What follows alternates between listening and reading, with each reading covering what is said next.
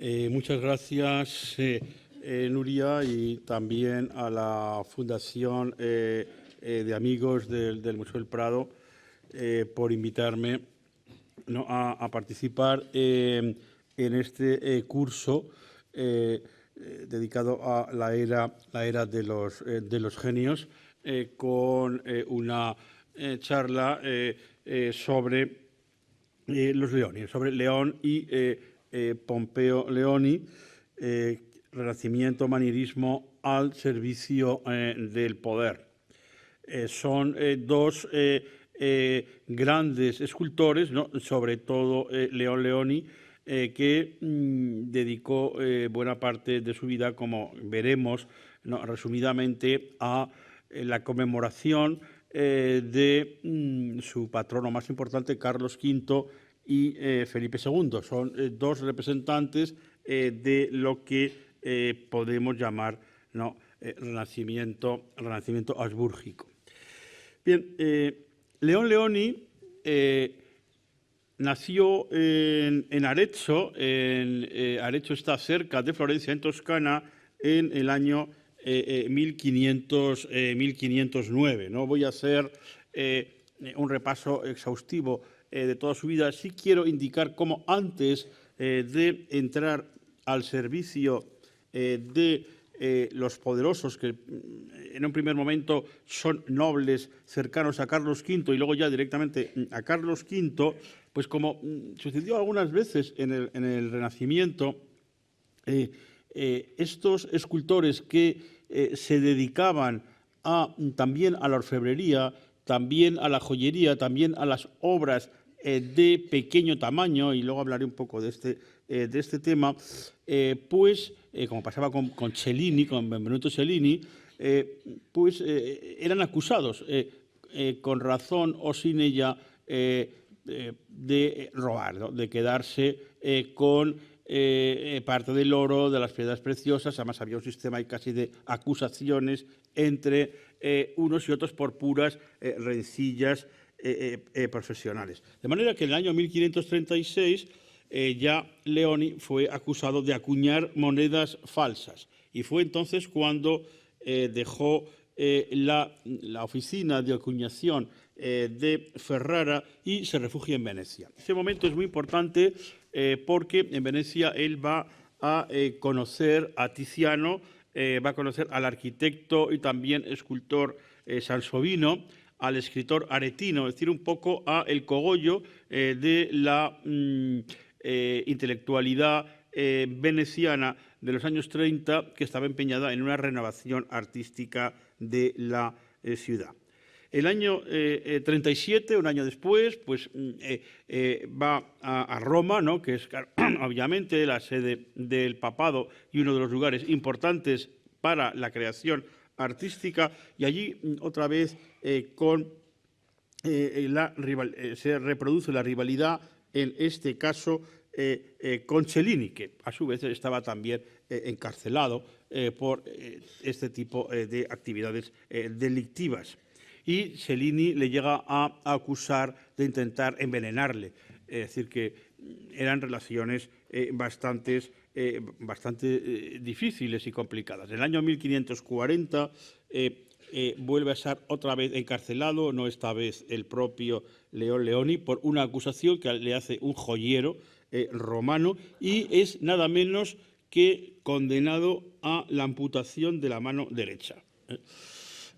Afortunadamente para la historia del arte, pues esa pena le fue conmutada, fue perdonada, porque entonces no hubiera podido hacer, todavía en esta época no había hecho las obras importantes que vamos a ver. A partir del año 40, digamos que él se estabiliza y va a vivir en Milán, donde va a tener su casa.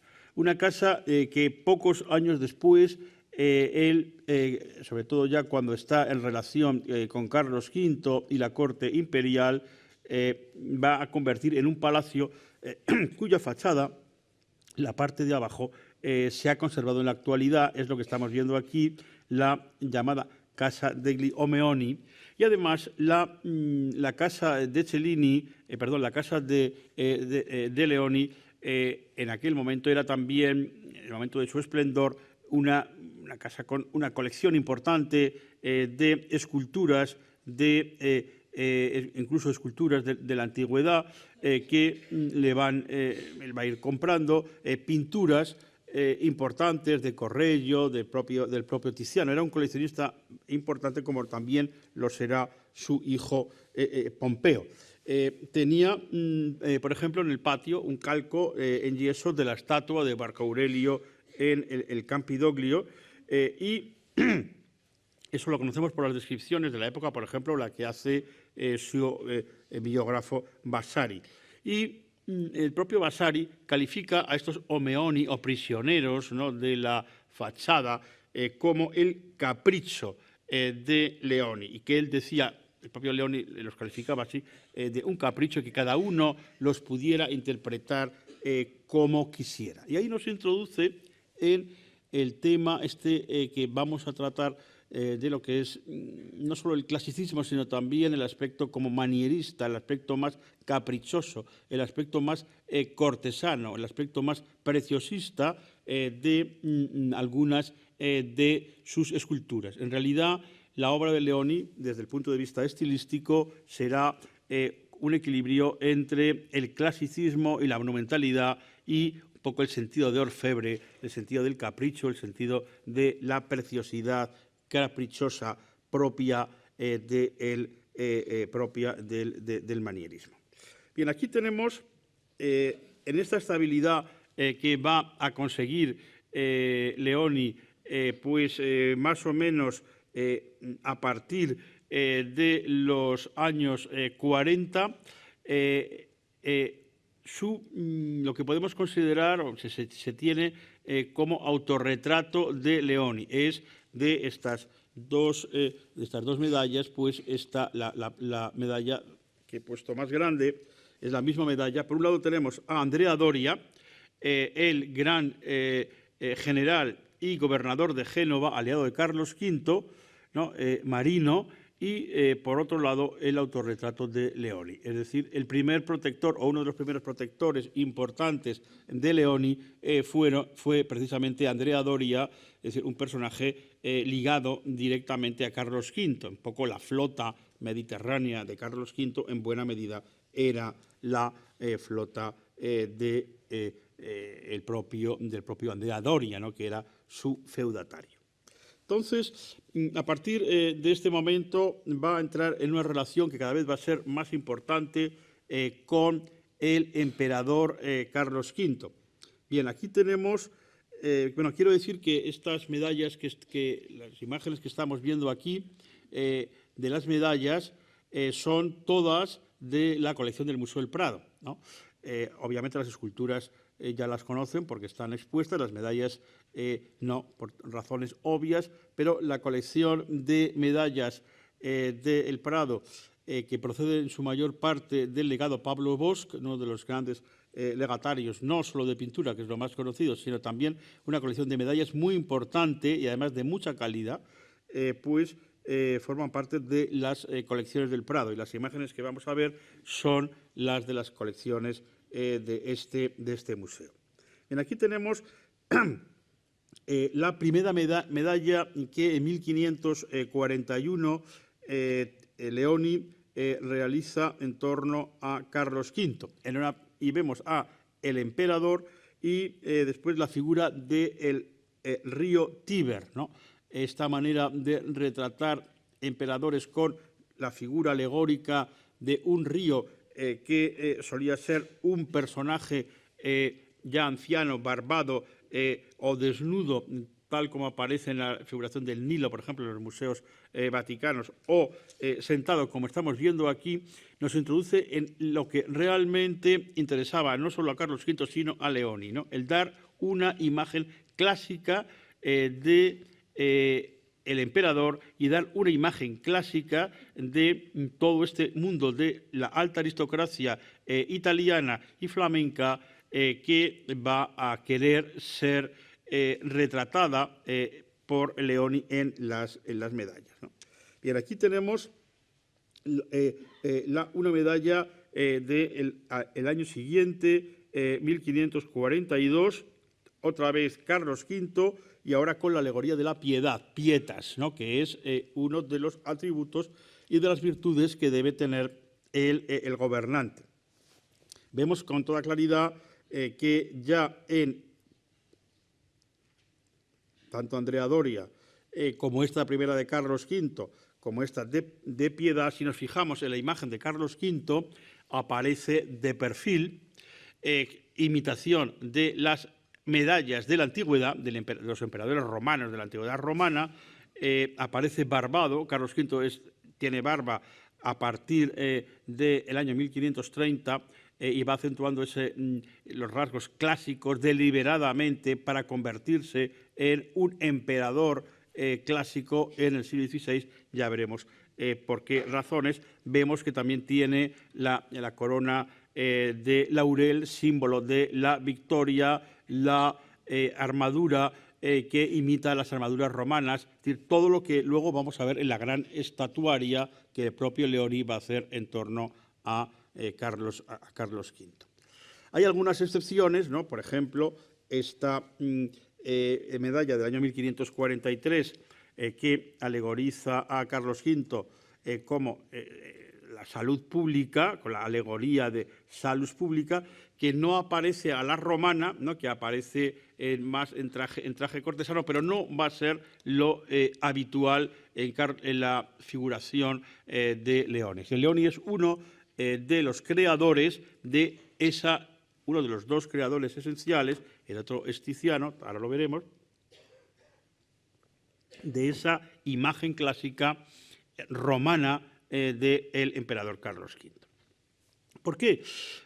Porque había una moda en los años 30 y 40 cada vez más destacada entre la aristocracia italiana de tratar de emular lo clásico dentro de la moda clásica propia del Renacimiento, pero si hay un momento en que eso se convierte con una especie ya de manía por parte de la nobleza, es en estos años de en torno al 30 y al 40, y además en toda la nobleza italiana, pero sobre todo en la nobleza más ligada a Carlos V, por lo que podemos llamar la nobleza imperial, ¿no?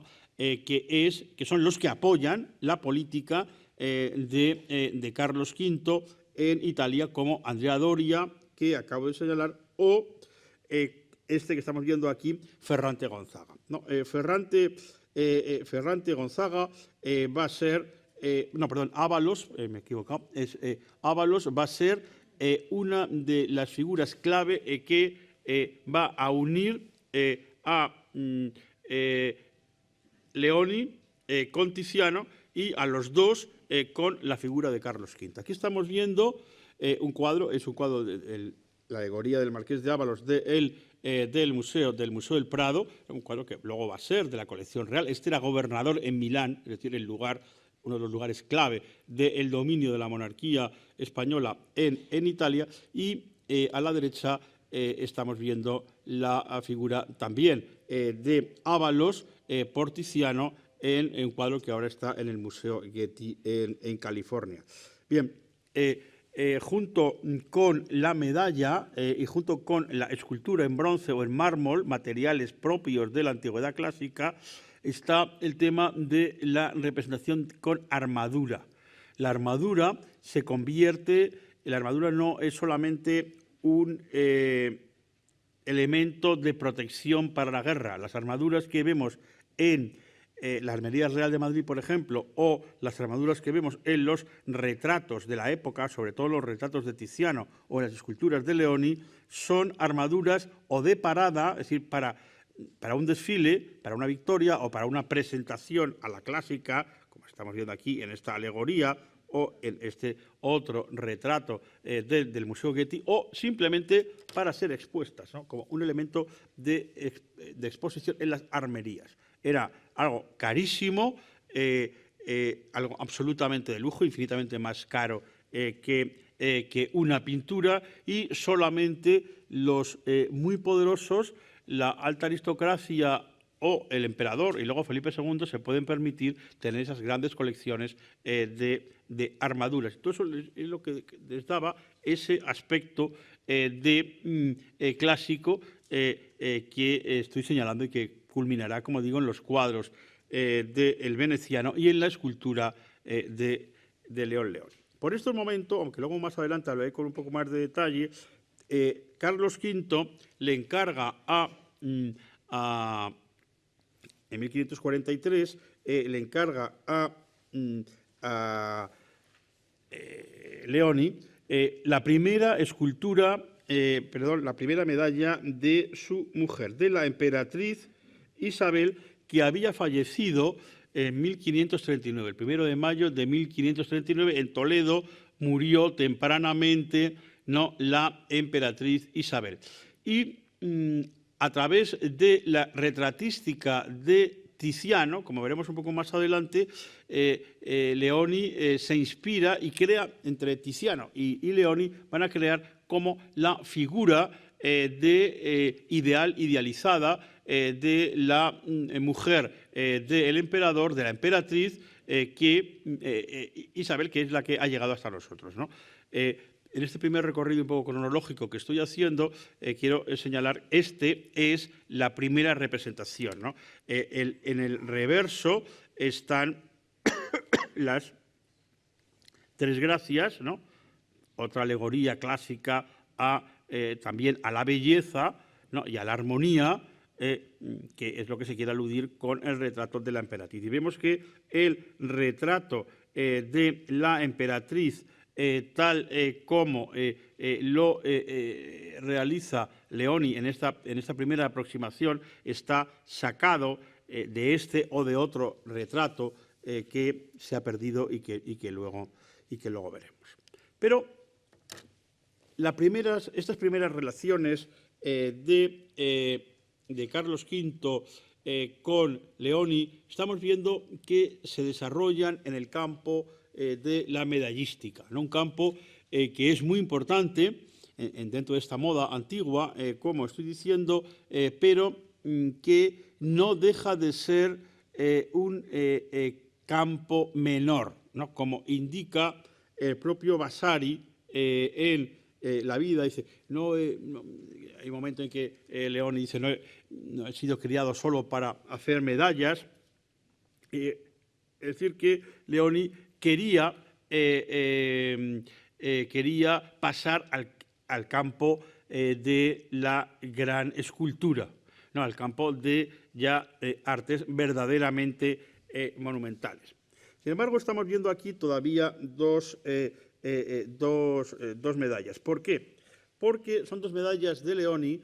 Esta de arriba nos representa, ahora sí, a Ferrante Gonzaga, que es el sucesor en el gobierno de Milán de Ávalos, y abajo a el cardenal Antonio Nicolás Granvela, que era el primer ministro, digamos, de Carlos V, y a lo que a nosotros nos interesa, factotum absolutamente esencial en la creación de la imagen de Carlos V, en el patrocinio a las artes de Carlos V, en el patrocinio a las artes de su hermana María de Hungría, que también veremos, mucho más aficionada a las artes y mucho más entendida y mucho más culta que su hermano, el emperador. María de Hungría era la gobernadora en los Países Bajos, y es también el que, junto con María, van a inducir a la pasión por las artes del hijo de Carlos V, de Felipe II,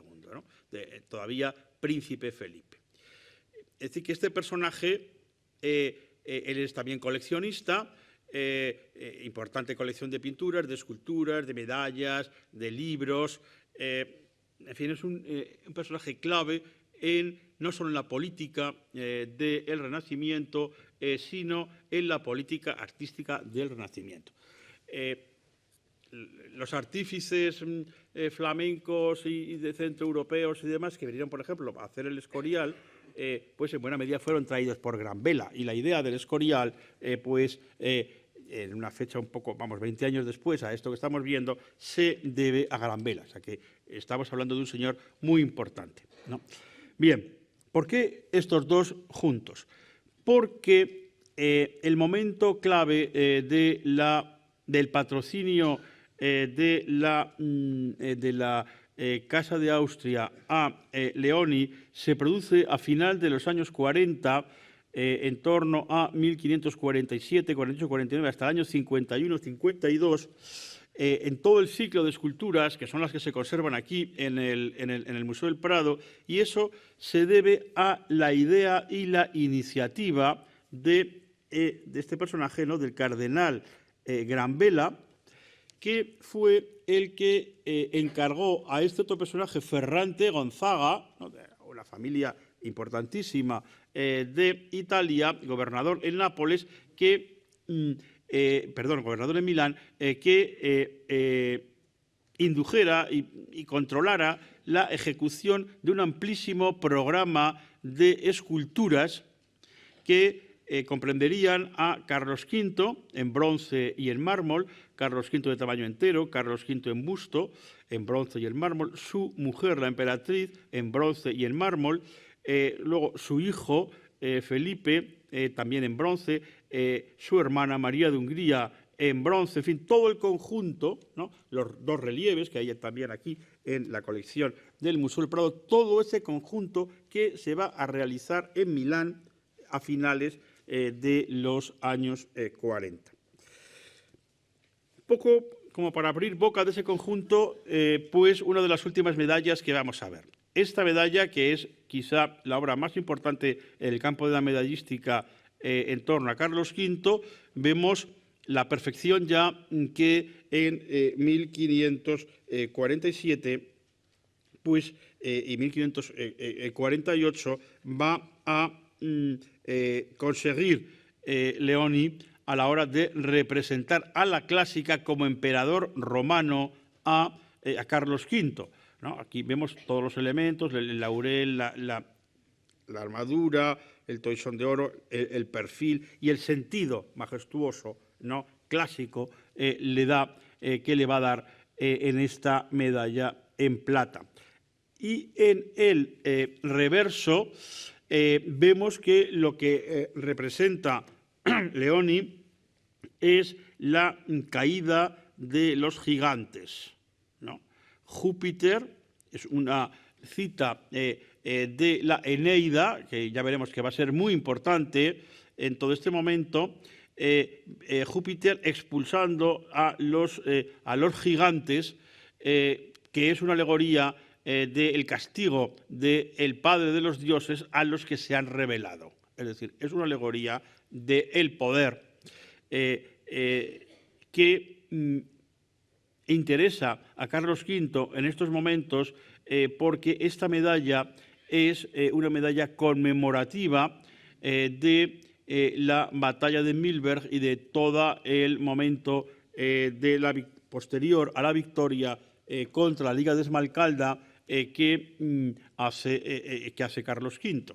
En realidad es algo absolutamente paralelo con los dos cuadros de Tiziano que se han conservado de este ciclo de las Furias, ¿no?, que se hace también con ese motivo y para los mismos acontecimientos de propaganda y difusión de la imagen de Carlos V, también inspirados en Virgilio. Uno de los primeros descriptores de estas pinturas las calificaba de tormenta virgiliana, es decir, que hay un recurso a la figura de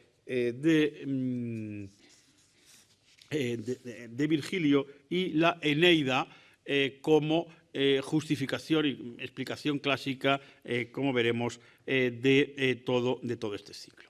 Y de todo este ciclo, la imagen, por supuesto, más importante es el célebre Carlos V con el Furor de Leoni, ¿no?, que es una de las obras maestras, no solo de la escultura, del propio Museo del Prado, que obviamente todos ustedes conocen, porque cada vez que se entra por la puerta de Goya Alta nos topamos desde los años 20, pues con el año 25-26, con esta escultura de Carlos V y el furor. Y en el año, la cronología es encargada, esto en el año 49-50, en el 51 Leoni funde la escultura desnuda de Carlos V, que ahora veremos. En el año 53 funde el furor, la escultura debajo del furor. En el año 55 funde la armadura, que se sobrepone a la escultura desnuda del emperador. Y en el año 56 las esculturas parten de Milán, donde los hacía en su casa Leo Leoni, a Flandes, ¿no? El primer lugar de esta escultura, como prácticamente todo el resto de la producción, pues termina en estos momentos, va a Flandes. Otra, sin embargo, se queda en Milán. En el año 1564 sería la terminación, pero ya no lo hace los últimos toques, ya no lo hace León, sino lo hace su hijo Pompeo. Hay que decir que Leo Leoni había estado en Bruselas, sí que logró Carlos V llevárselo a Bruselas unos años antes, donde estaba muy familiar de Carlos V. Se nos dice que Carlos V bajaba a verle cómo trabajaba, será verdad o no será verdad, pero indica ese interés excepcional de Carlos V por un artista que no es corriente, como sí lo será luego en el tiempo de su hijo, ¿no? Bien, conocemos no solamente muy bien el proceso de creación de la escultura, sino que hay un carteo muy interesante entre Ferrante Gonzaga y el arzobispo de Arras, que es Gran Vela, por el cual podemos seguir no solamente la cronología de la obra, sino el significado tanto artístico como iconográfico de esta obra, ¿no? En una de estas cartas, Ferrante Gonzaga indica que la escultura está hecha, dice, con grande artificio grande artificio, y que se tiene por cosa singular. Bien, este tipo de adjetivos no son gratuitos, no es una alabanza vacía. La palabra artificio nos indica ese plus artístico, es decir, es arte, pero es más que arte, es algo muy cuidado, muy artificiosamente realizado, ¿no? Porque Leoni, antes de hacer esta escultura monumental, se ha ejercitado en las medallas y en esas obras más pequeñas, y le ha dado esa habilidad también artificiosa. La palabra singular, única, es singular, único, especial, es también, tiene un sentido estético, es decir, no son elementos repetitivos, no son elementos seriales, es algo realmente muy pensado. Tanto artificio como singular son categorías estéticas del manierismo en pintura y en escultura. El propio Ferrante Gonzaga dice que le llama la atención acerca del cuidado casi de orfebre. Cuidado es otra palabra de este mismo campo de significado, casi de orfebre, lo mismo, ¿no? Con que ha tratado los detalles como el rostro del furor, los dientes del furor, luego veremos imágenes más cercanas, la lengua de la boca abierta de la escultura del furor, e incluso sus gotas de sudor, ¿no? Dice que están delicadamente realizadas. Es decir, no solamente tiene ese carácter absolutamente monumental, sino también ese detalle, ese gusto por los detalles, ¿no? Por la delicadeza casi de orfebre, ¿no? Que aparece. Aquí tenemos la escultura del furor, ¿no? Con la boca abierta, que se ven los dientes, las gotas y demás, cuidando cada uno de esos incluso pequeños detalles de la escultura. Vasari, en al cual estoy siguiendo junto con las cartas de Ferrante Gonzaga a Gran Vela, dice que en este momento Carlos V le va a encargar obras de mayor importancia que las medallas. Aquí vemos que ellos son conscientes que una cosa es realizar obras pequeñas, medallas, otra cosa es ese paso a la gran escultura. Dice, conocida la virtud y la habilidad de Leoni, el emperador le va a encargar cosas de mayor importancia que la que tienen las medallas, ¿no? Es decir, in opere di maggior importanza che le medaglie non sono. Es decir, que son absolutamente conscientes de lo que está pasando. En una carta de Leoni dice que esta escultura es un capricho, y la palabra capricho es otra vez lo mismo que artificio, que singularidad. No, la palabra capricho luego se va a emplear mucho en el XVIII, Tiepolo, Goya, etcétera, etcétera, ¿no? Pero ya se emplea en el siglo XVI en el manierismo porque es un capricho. Y el capricho es como algo que le ha venido en gana, no sería así, pero es la retórica que está empleando a Leoni, cuando en el año 51 piensa en incorporar a la escultura, que al parecer en un principio, no creo que fuera así, pero simula que es así, quiere que sea solamente, ¿no?, la escultura de Carlos V como héroe, héroe clásico desnudo. Por capricho, pues decide colocarle una armadura portátil, ¿no?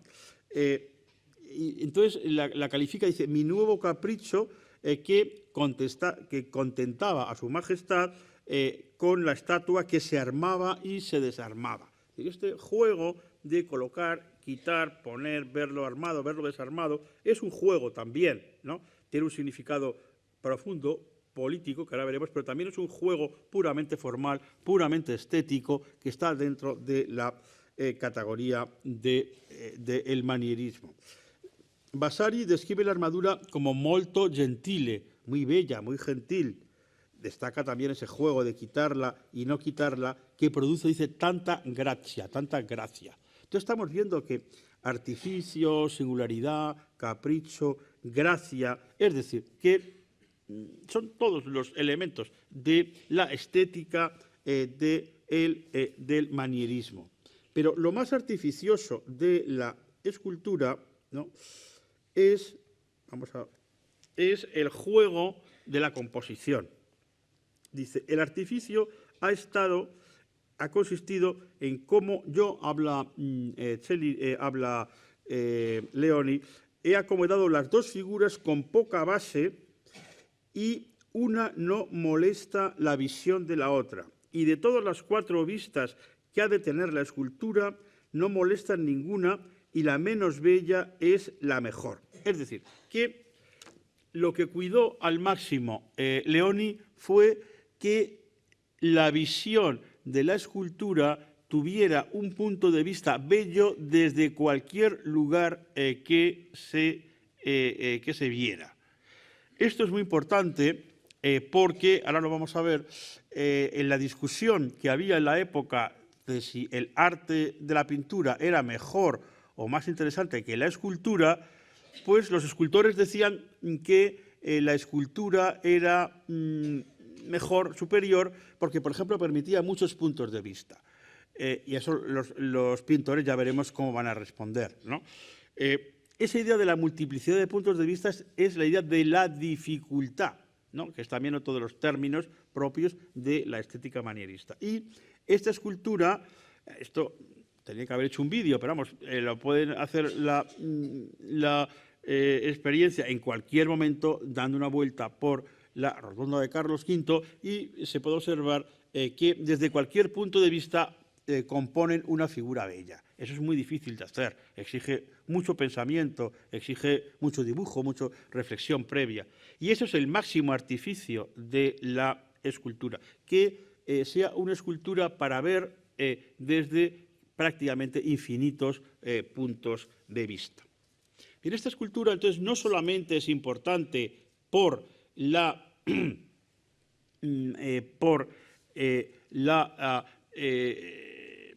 visión estética formal que estoy diciendo, sino que también es importante por la idea que hay detrás de ella. Pero antes vamos a ver ejemplos de esculturas similares que indudablemente actuaron como estímulo para la creación de Leoni en torno a Carlos V, ¿no? Aquí vemos la escultura, vemos a Carlos V desnudo, vemos el furor.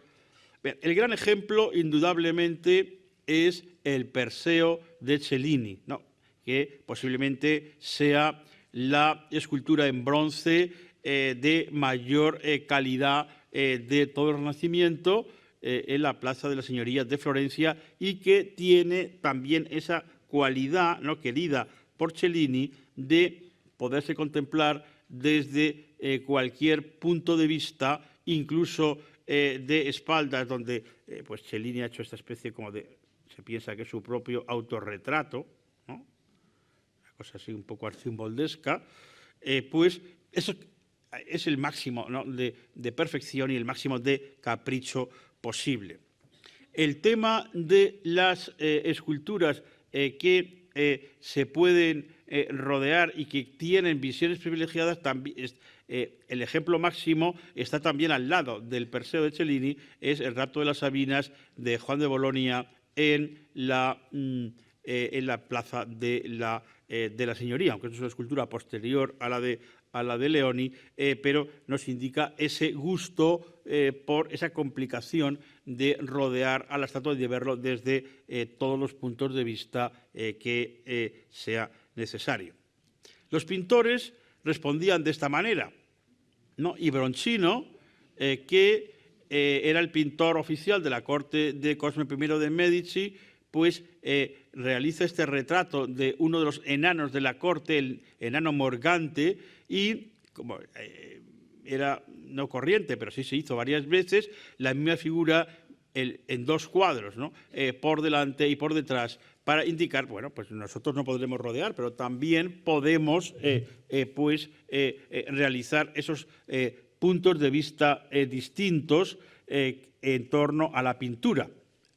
Uno de los mejores ejemplos se puede ver aquí en el Prado, y además es querido por Tiziano. La Danae de Tiziano del Prado ve un tema, es decir, el desnudo femenino por delante, y el Venus y Adonis, que es la siguiente poesía que Tiziano manda a Felipe II, estamos viendo el tema, que es el desnudo femenino, por detrás. Es decir, esa idea de la multiplicidad de puntos de vista también en el campo de la pintura. Bueno, inspiraciones a esta escultura, por supuesto, la escultura, por ejemplo, en el Neptuno, que vemos a la derecha de Baccio Bandinelli, ¿no? Una escultura seguramente luego no realizada.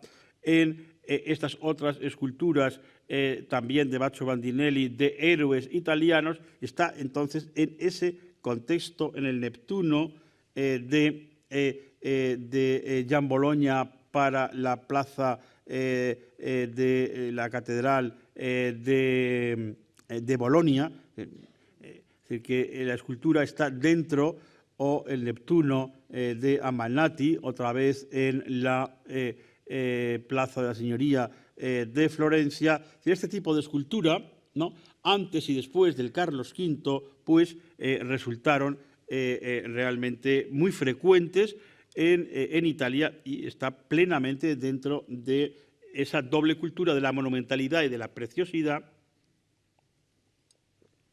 uno de cuyos puntos culminantes es precisamente la escultura de aquí del Museo del Prado, que además tiene la suerte de que esto que estoy contando no es una interpretación posterior, sino que está en los propios textos de Vasari y en el carteo entre Ferrante Gonzaga y el obispo de Arras. Bien, el significado político de la escultura de Carlos V lo voy a comentar brevemente. la escultura de Carlos V se hace después de la batalla de Milberg, y lo que le interesa a Carlos V después de la batalla de Milberg, en el cual ha derrotado ampliamente a la Liga de Esmalcalda, es no tanto de presentarse como un vencedor fuerte, que lo fue, que humilló, que actuó como un militar en época ya de la guerra moderna, de una manera muchas veces nada caballeresca. Sin embargo, lo que le interesaba era todo lo contrario, mostrarse como caballero cristiano y como pacifista, ¿no? Es una construcción propagandística muy hábil. Entonces, esta escultura lo que representa es, y lo dice también en las cartas, está basada en un verso del libro primero de la Eneida, dentro de esa revival virgiliano que he comentado antes, que dice que Eneas, cuando llega a Roma, vence a todos sus enemigos y proclama la paz, ¿no? La Pax Romana. Cuando los romanos estaban en paz, el templo del dios de la guerra, que era el templo de Jano, Jano es el dios de la guerra, se cerraba con llave, se encadenaba al furor y mientras el templo de Jano estuviera con las puertas cerradas, quería decir que el imperio romano estaba en paz, ¿no?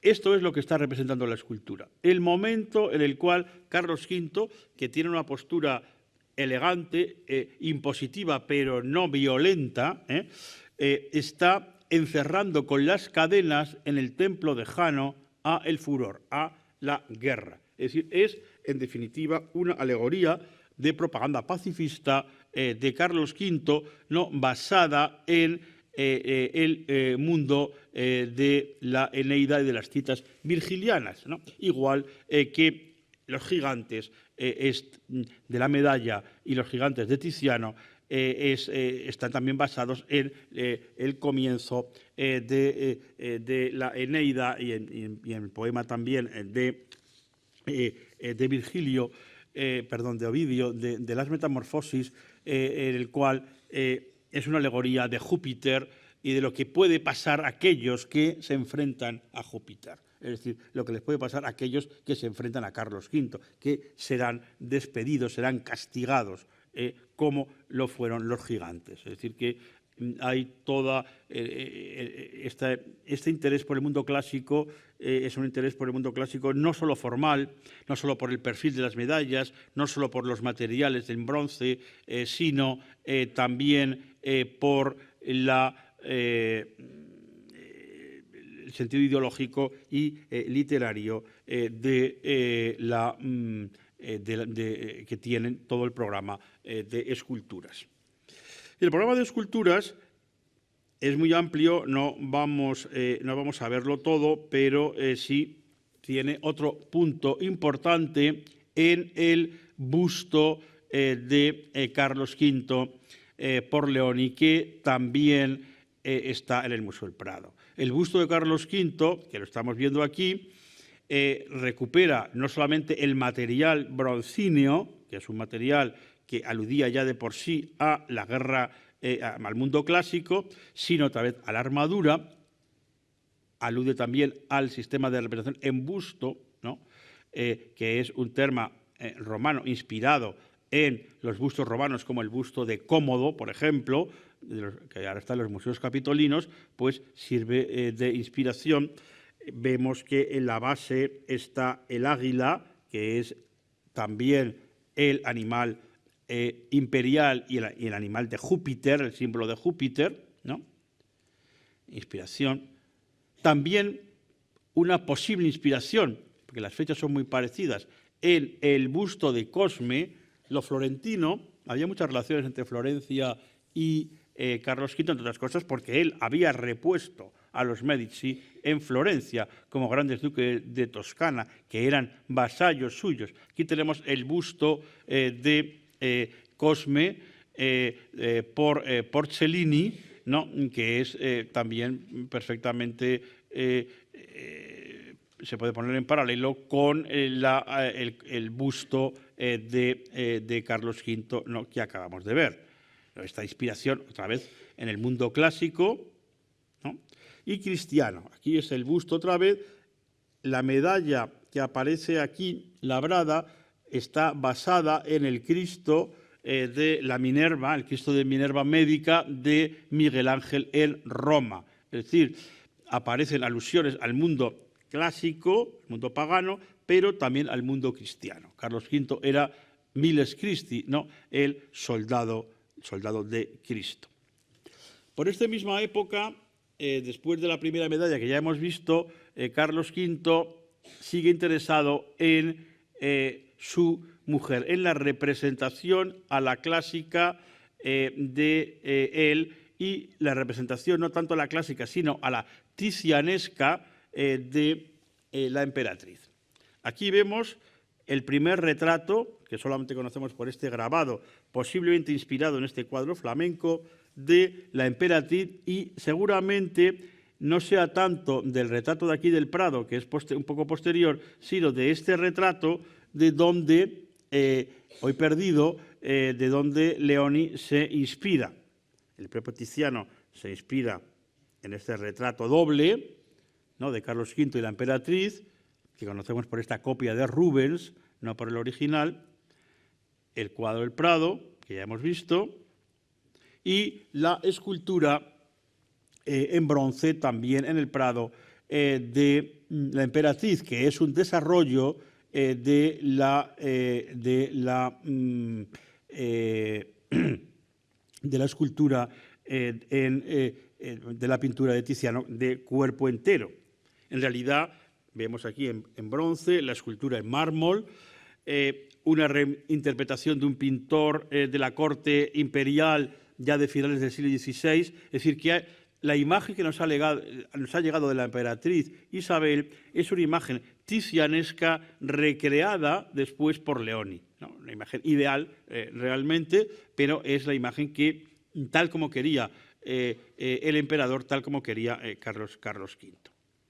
También toda esta serie de esculturas en bronce de tamaño entero, ahora veremos alguna más, tienen como otro elemento de inspiración que ya no sería italiano, sino centroeuropeo, toda esa galería de retratos de antepasados de Maximiliano I, del abuelo de Carlos V, en la iglesia de corte en Innsbruck, ¿no?, una obra impresionante, ¿no?, que aquí la estamos viendo y que luego volveremos a ver.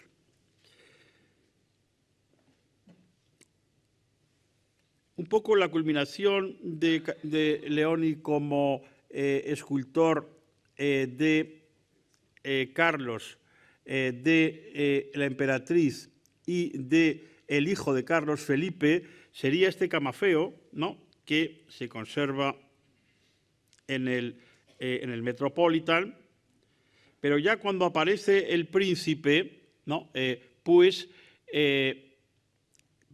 cuando aparece el príncipe aparece otro tema importante, ¿no?, que es con el que voy a terminar, que es la aparición de Felipe II en escena.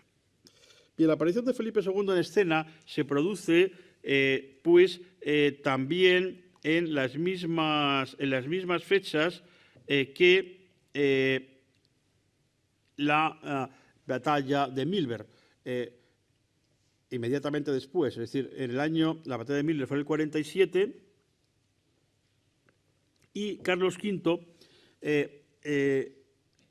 convoca al joven príncipe Felipe a Bélgica en 1548 para presentarle a los Estados Generales de Flandes como heredero. Aquí vemos en un camafeo que puede ser de Leoni o de Jacopo da Trezzo, otro italiano, también de Milán, del mismo círculo, y la presentación del heredero de Felipe, no solamente era la presentación de Felipe a los Estados Generales de Flandes, sino el inicio de una discusión que va a durar hasta el año 1551-52, de quién va a ser el heredero de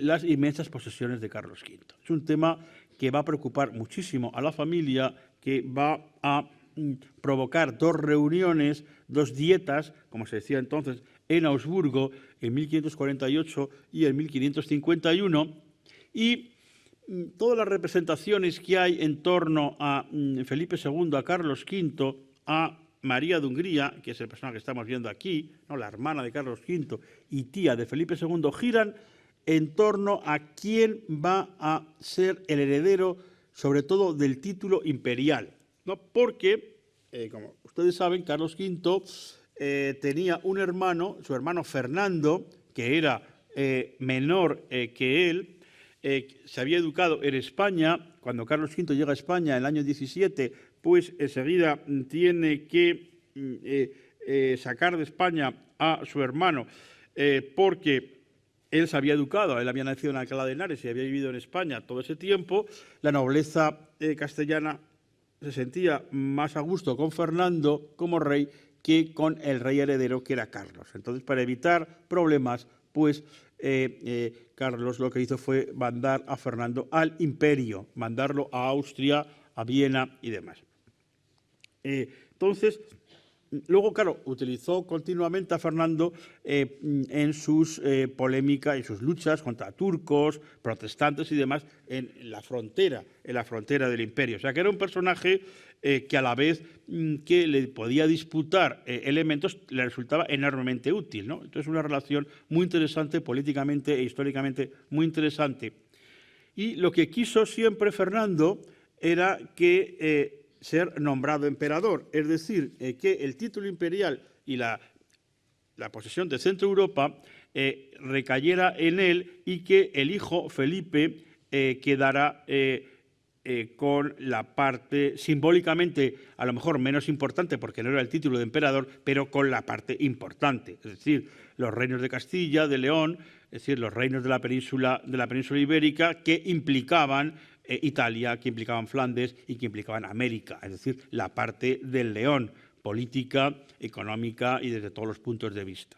En esa discusión enconó mucho las relaciones entre la familia y, en buena medida, este conjunto de esculturas, sobre todo estas dos que estamos viendo aquí, ¿no?, tan inspiradas en elementos de la escultura romana, como el Augusto en Prima Porta o en la serie de la iglesia de corte de Innsbruck, ¿no?, pues fueron promovidas realmente por, como he dicho, por Gran Vela.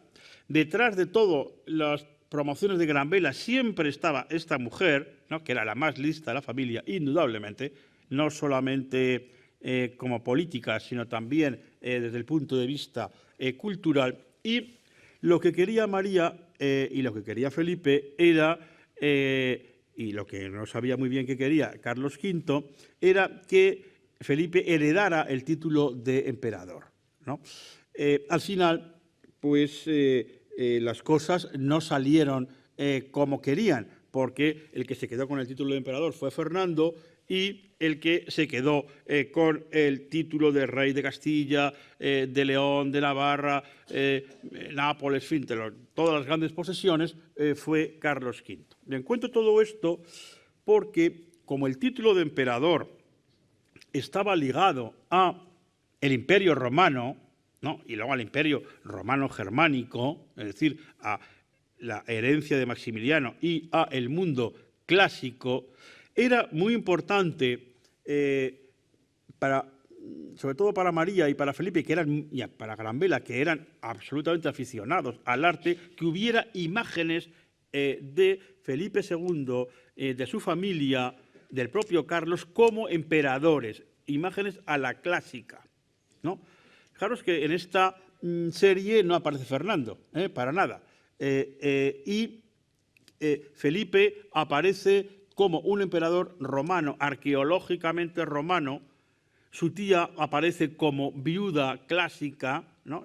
Esas tocas que tiene, es también un traje perfectamente codificado de la representación de la viudez, aludiendo también a elementos clásicos. Es decir, que hay una presentación deliberadamente clásica de la familia, porque lo que se quería era precisamente reivindicar ese elemento y esa imagen clásica, pues ya que soy descendiente de los emperadores romanos, porque voy a heredar el imperio, me voy a retratar a la romana.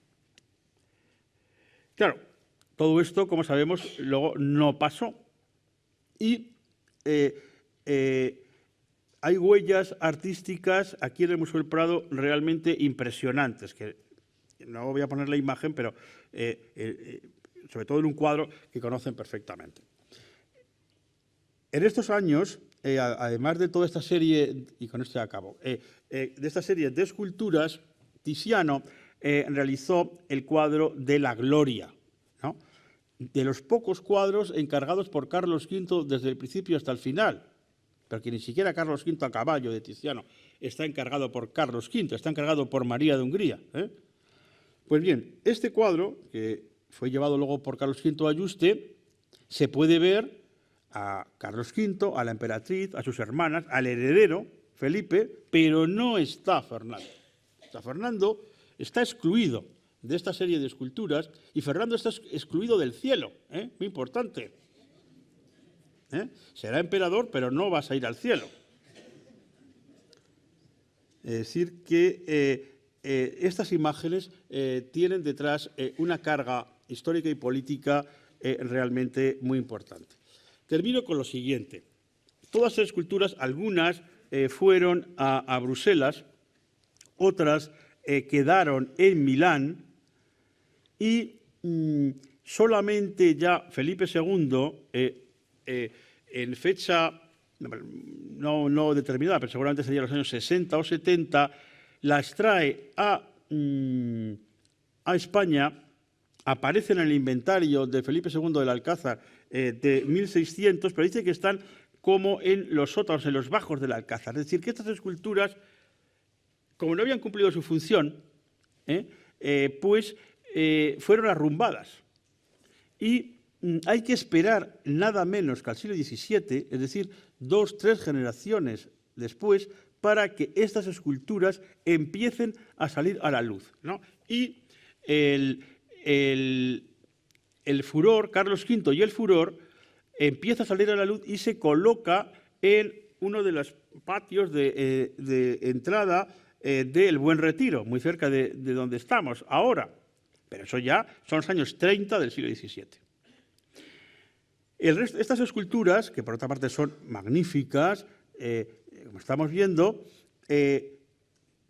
solamente se van a colocar en un lugar importante en el Alcázar de Madrid, en la Sala Ochavada, por Velázquez, ya casi al final de la vida de Velázquez, cuando se hace una remodelación del Alcázar para colocar el Salón Ochavado y luego el Salón de los Espejos.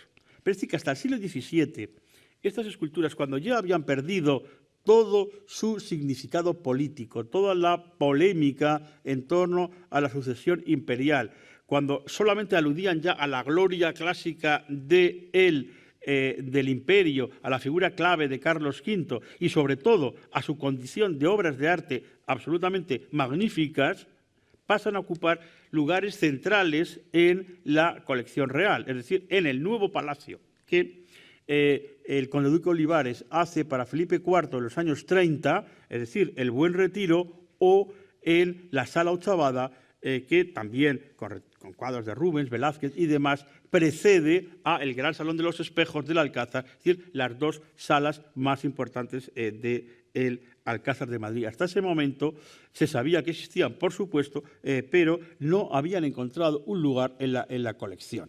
Es decir, que hay que pasar pues 40 o 50 años para que se reconozca, una vez que ya no tienen un valor político, su valor eminentemente artístico y de recuerdo de los momentos más gloriosos de la dinastía, que fueron esos años centrales del siglo XVI, del año 49 al 55, en el cual Carlos V abdicó de todas sus posesiones y se retiró a Yuste.